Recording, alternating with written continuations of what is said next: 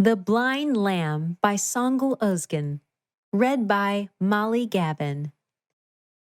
While playing dodgeball in the garden, Rose suddenly called, "Run, run! Our sheep is about to have a baby! Let's go see!" We were all very curious since we'd never seen a baby lamb before.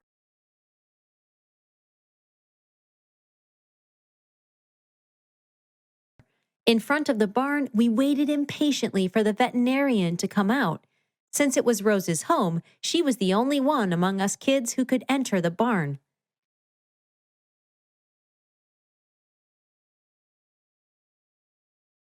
We all felt so excited and eager as Rose told us about the baby lambs. While she was telling us about how the lambs drink milk and run around as they graze for food, the moment we'd all been waiting for finally happened. We started screaming with joy. We couldn't wait to go into the barn and see the baby lamb, but Rose's grandmother came out and sent us away. We were all devastated. Rose was upset but tried to console us by saying, "Please don't worry. We take the lambs out to graze usually within a week, so when we do, I'll invite you back.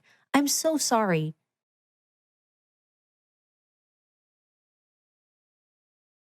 We all went home feeling disappointed and explained the situation to our families. They mentioned that perhaps we were not taken inside because it could have been unsanitary conditions for the little lamb. We returned to our games in a quiet and sad mood, but thought that maybe our families were right.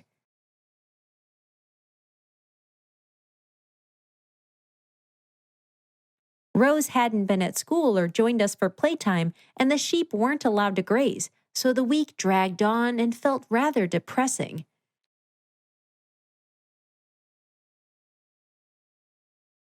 We couldn't stand it any longer and decided to ask our teacher for help. After we explained what happened, he accompanied us to Rose's house. We waited outside while our teacher went to talk with Rose's grandmother, Helen. After a short while, our teacher came to us and said, "I will tell you all something." We felt so excited and hoped that he was going to tell us we could go see the baby lamb. We sat down and listened to him speak. He said that the little lamb had some health problems, so it could never go to the pasture for grazing. At that moment, we all felt a wave of despair.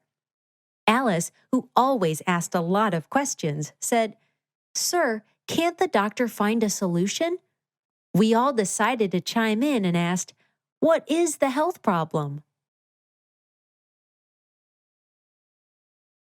Our teacher mentioned that the little lamb had a problem with its eyes, and unfortunately, it couldn't see. It needed lots of help to get by and would be in great danger if it were ever out in the field grazing, since it could lose the herd.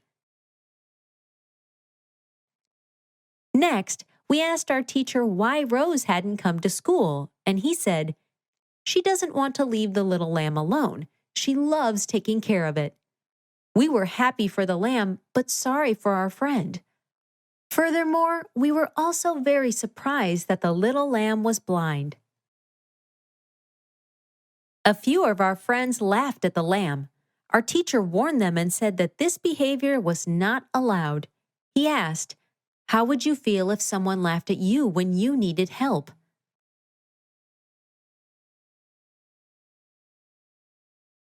We all said that we would feel terrible and that we were sorry for laughing at the little lamb. He added that the lamb would probably feel quite sad since it wasn't like the others.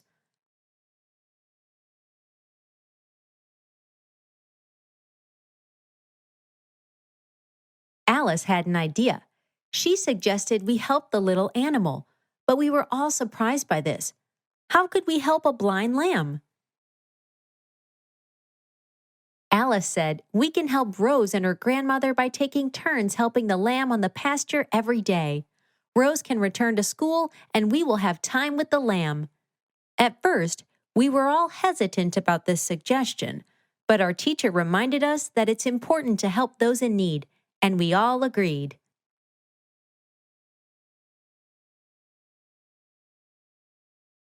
The next day, Alice and Neptalia went to Rose's grandmother's house to help. An hour before the school bell rang, they took the lamb to the pasture and helped it walk around. They then took it to the water hole next to the fresh grass. Lastly, they brought the little lamb to the barn for some milk and then left it in its little sheepfold. The 3 kids were so happy and told everyone at school about how cute and precious the lamb was. During the next few days, all of the children took turns helping the lamb. We all learned how wonderful it is to help others out.